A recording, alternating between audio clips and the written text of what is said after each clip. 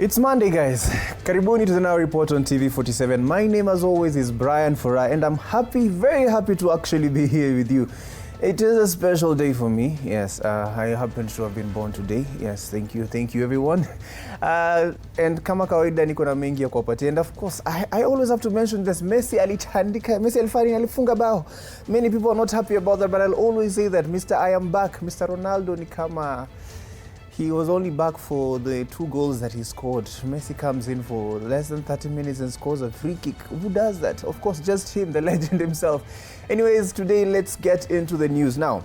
Well, most people consider a standard 45-minute high school algebra class to be an organizing test of human endurance. One Kenyan teacher aliamua to turn that psychological challenge into a multi-day marathon. Menengai High School teacher Fenwick Cyril Maloba has officially completed his grueling 45-hour marathon and officially breaking the Guinness World Record for the longest mathematics lesson. But while he waits for the official team in London to review the logs and update the record books, the true focus of this academic experiment shifts from the man at the whiteboard to the unsung heroes of the story. The students who was stuck in the desk. Again, when I remember seeing this story, I was asking myself, who sits down for that long just to listen to have a maths class? Now, the students who were stuck in the desk, serious questions are now mounting over the exact biological and psychological state of the teenage brain subjected to simultaneous fractions and linear equations for nearly 2 days straight. While global records will eventually celebrate the teacher's vocal stamina, observers are quietly wondering whether the classroom audience was genuinely absorbing the curriculum, or if the average human attention span stopped. Because it's normally 20 minutes now. Almost 2 days is just crazy. Yeah, meaning the students effectively checked out roughly maybe about 44 hours before the final bell finally rang. But now, I think by 3 o'clock in the morning, any semblance of mathematical comprehension likely devolved into pure survival instinct. At that extreme level of sleep deprivation, trying to solve for X is no longer an academic exercise, it is a hallucination. The classic high school art of nodding vigorously while staring blankly into the abyss undoubtedly became the norm for them. It was the defense mechanism for a class just trying to survive the night. Now that the chalk dust has settled, Mr. Maloba is just waiting on the official paperwork from Wakuu Kule Majuju, or we call them the Guinness Book of Records, or the officials who make these things right, yeah? And I actually think it is going to happen. He's waiting for them, as for the students, they walked away from the weekend with something far more practical than a deeper understanding for maths, yeah?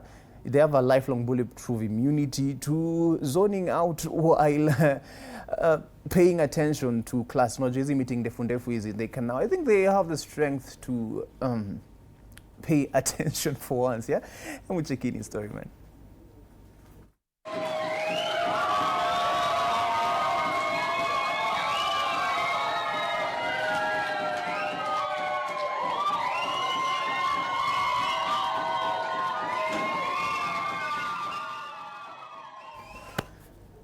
Well, congratulations to him. I will say that. Whether the Guinness Book of Records ends up putting it down on paper or not, it's yet to be seen. But he has actually done it, and there is evidence that he has done it. So, Niko show your record, congratulations to him. Big ups to the students who managed. I'm not sure if all of them sat through it, but those who did, congratulations. If you understand anything, Niko, sure you've come out of it smarter than you stepped in, if you did pay attention. Anyways, it appears the National Police Service has once again deployed its most powerful time-tested weapon against public outrage.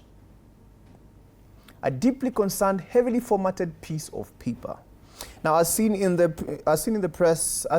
press briefing released the other day, the Officer Inspector General has officially broken its silence regarding the viral video out of Nakuru City, which captured the agonizingly familiar spectacle of law enforcement officers using excessive force on a disabled man. In the statement, police headquarters strongly condemns what they delicately term the inappropriate handling of a suspect. This immediately begs a few rather pressing questions. Yeah? At what exact point during the physical assault of a vulnerable individual when does it count as excessive force? That's when is it appropriate? Is there a handy manual distributed at the police academy outlining the precise government approved amount of excessive force? And maybe is the officer allowed to do this? When you say it's too much excessive force, what is just the right amount of excessive force? Isn't it excessive force? I'm just asking now. The script gets even better, as the Inspector General has magnanimously directed the Internal Affairs Unit to conduct a thorough and impartial investigation, giving them a grand total of 7 days, siku saba, to crack the case. One has to wonder what exactly requires a full week of intense investigation, considering that we actually do have footage, to corner videos out there showing what actually happened. So I've always wondered, what is there to be talked about? You have the video, you have the faces of the people who were doing this. But anyway, the right steps do have to be taken, yeah? Now, our investigation waiting for cinematic frame by frame breakdown from Hollywood? Yes, because maybe they are. Unajua kuna angles tofauti. Yani jamaa alitoka na kamera hivi akakuja nayo akawafuata mpaka akapata angle ingine tena, just to show you how serious it is. And he actually even followed the man being bundled into the car. I remember watching that video. So yeah, with all that footage, I wonder why it needs 7 days to actually determine that what happened actually did happen. The document wraps up confidently reaffirming a zero-tolerance policy towards brutality, a policy that curiously seems to tolerate just enough brutality to keep the Internal Affairs Unit permanently employed, writing these exact same templates as the country waits for the clock to tick down on this lightning-fast 7-day probe. The nation is left to ponder the ultimate mystery. How many beautiful worded press releases does it take to actually teach an officer the definition of constitutional rights? And honestly, this is not a joke. This is actually very serious. This is the way this man was bundled. He's already injured, and now imagine like that being done to him. Imagine umiza mtu ameumiza. He's already disabled, and then you add that roughness on top. It's inhumane, it's not right, and I'm sure everyone who saw the video actually felt that. And hopefully this is not just a press release and a statement, that something will actually be done. Yeah? Anyway, but that's just me. Now, if you ever find yourself worrying that democracy and freedom of speech are a bit too loud, chaotic, and complicated, the Ugandan state has graciously offered a masterclass in how to achieve absolute peaceful silence. According to an urgent press release issued yesterday by the Uganda Journalists Association, which is preserved for posterity in the the country's media landscape has undergone an aggressive military-grade downsizing. The state has successfully pulled the plug on the entire national media group conglomerate, plunging major platforms like NTV Uganda, Spark TV, KFM, Dembe FM, and the Daily Monitor into sudden darkness. Now, the Journalists Association notes with deep concern that this wholesale blackout severely undermines press freedom as enshrined under Articles 29 and 41 of the Ugandan Constitution.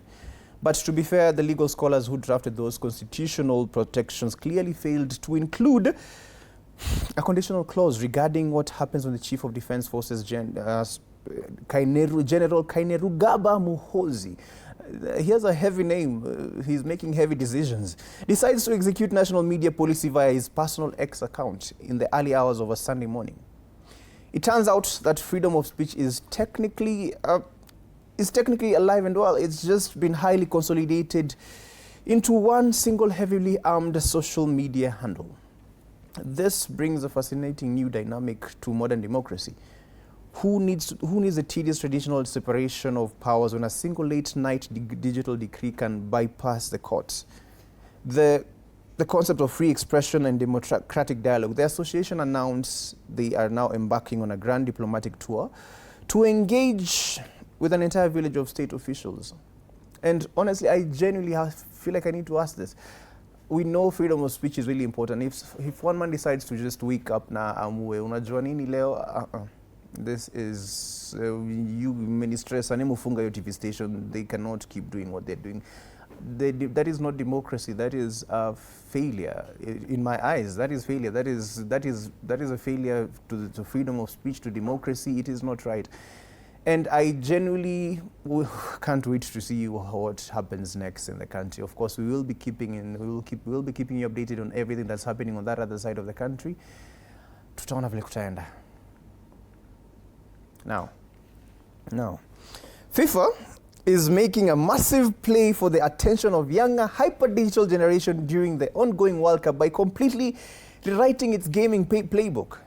The global football governing body has officially launched FIFA Heroes, a fast-paced 5-on-5 mobile arcade game that completely ditches traditional sports realism in favor of chaotic, superpower-driven gameplay. Forget 90 minutes of tactical patience. Matches here are wrapped up in just 2 minutes.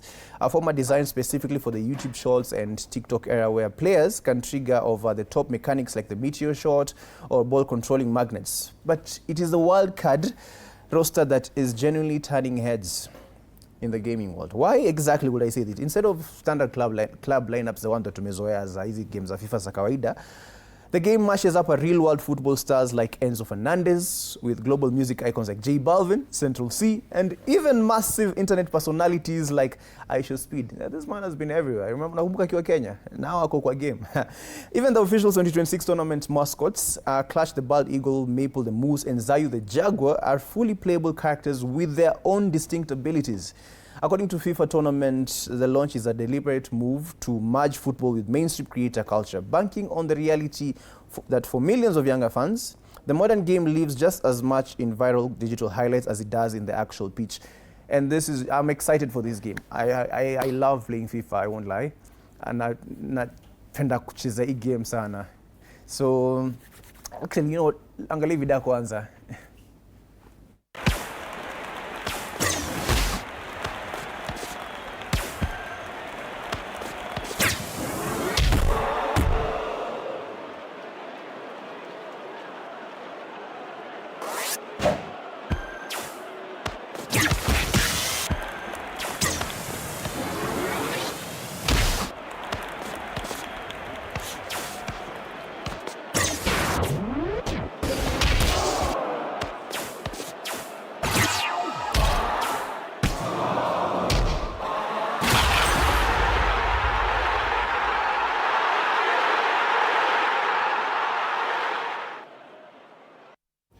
Nimesema nini? I'm really looking forward to playing that game. Yes, it's fun. I've played FIFA before, so the whole concept of superpowers and all that, I'm actually curious to see how that goes. Anyways, guys, let me go enjoy my special day. Kumbukeni, the now report comes back at tena jioni at 6:30 p.m. with Danny Mato. Up next, of course, is TV47 at 1. Stay tuned, take care, and have a lovely day.